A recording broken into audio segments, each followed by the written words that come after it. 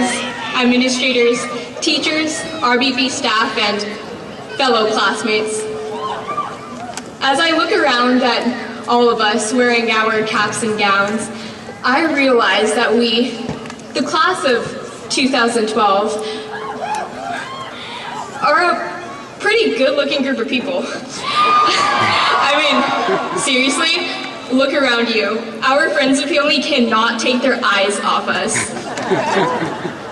When I was given this daunting task of writing this valediction, I had no idea where to begin.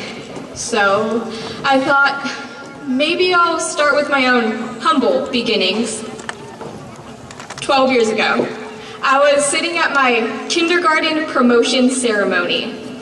It was a very important day for me. Much like today, friends and family members were sitting all around us, snapping thousands of pictures of us as we crossed the bridge into Big Kid School. Near the end of the ceremony, our diplomas were handed out to each of us. I took one look at that single sheet of paper, got bored with it, crumpled it up, and stuck it inside my hat. I was so proud of myself with this action, but I had no idea why my mother was so upset. Today she plans on not letting me near my high school diploma out of fear that I will burn it in a bonfire or something. It's okay, Mama. I would never do that. I would recycle it. When I was in kindergarten, I didn't realize the importance of that single sheet of paper. That piece of paper is a symbol of all the trials and tribulations I had to overcome in order to graduate from kindergarten. But now I know. I, like all of you, have undertaken challenges in order to arrive at this point. Mother Teresa wrote a poem entitled, "Do It Anyway." In this poem, Mother Teresa encourages readers to disregard naysayers and to accomplish anyway. In one stanza she states, "The good you do today, people will often forget tomorrow.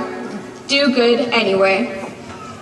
We each have personal monsters we need to slay in order to succeed. These beasts vary depending on what we've been through and what we still have to go through. Some of these creatures I don't think anyone our age should have to deal with. However, it's not these nightmares that we have that makes us who we are, it's how we deal with it that defines us. And despite having our own shortcomings, we still persevered to achieve. Anyway, 2 years ago, Haiti was devastated by an earthquake. Our school came together to raise money for earthquake relief, raising over $3,000 in 1 week of collection. Now that's amazing. In this week, we forgot about our own problems because there was something more pressing that required our attention.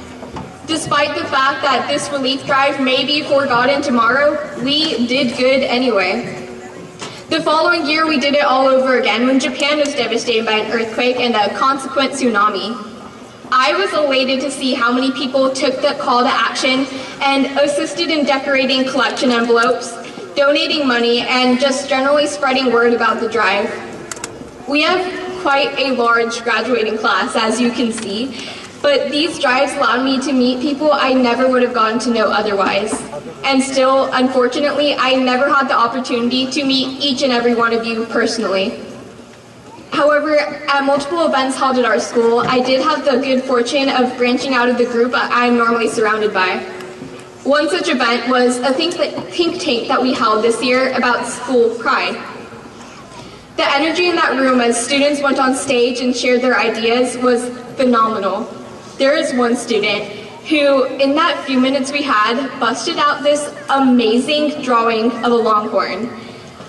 It was beautiful, and I truly wish everyone sitting here today could have seen it. To the artist of that drawing, even though I may not know who you are, I do believe that your talent in art is going to take you to great heights, and I can't wait to see where you go. A few months ago at a blood drive, I was sitting in line waiting for my blood to be drawn. I was a little nervous as it was my first time donating blood, but the girl sitting next to me was much more nervous than I was.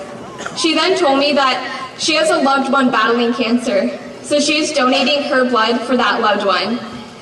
Despite being afraid of having her blood drawn, she did it anyway. These are some of the defining moments of the class of 2012. These are the moments in which we forgot about what we can do for ourselves, but we remembered what we can do for someone else. Now, class of 2012, we finally made it to the last few moments of high school. Our parents and teachers look pretty happy, although I'm not exactly sure if it's because we're finally getting out of here or because summer vacation for us means summer vacation for them. Thank you to teachers, administrators, and RBB staff for putting up with us for the past 4 years. Thank you to family members and friends for providing the support that we need and we will always need. And thank you to my family. My mom and dad for never failing to listen to me and for always encouraging me to continue to grow and learn. And to my brother and sister. Thank you for teaching me to dream big. This graduation gown is not the only thing that they passed down to me, but also their advice on how to survive high school, their endless wit, and of course, their charming smiles. And lastly, thank you to you, the class of 2012.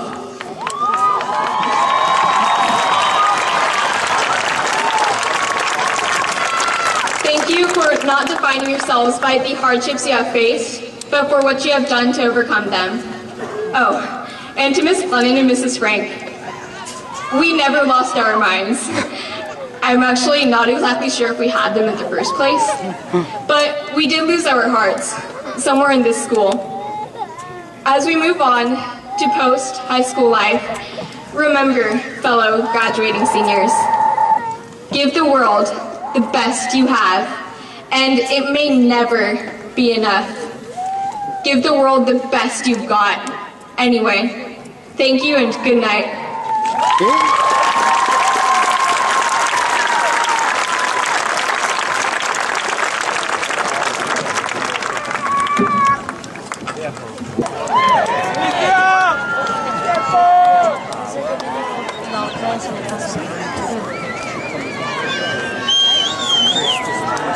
Gitanjali Das, Thaddeus Smith, Morgan Shishido, Hong Zhao, Stephanie Liu, Michaela Wallace, Alexis Reed, Danielle McClure, Ashley Carter, Nicole Bruner, Melissa Hernandez, Megan Marinac, Alma Gaspy, Yadira Reyes, Catherine Muirhead, Amiel Maldonado, Emily Gilden, Timothy Yates, Christina Newton, Chase Leukemia, Bree Hawkins, Charlton Bellings, Cameron Hall,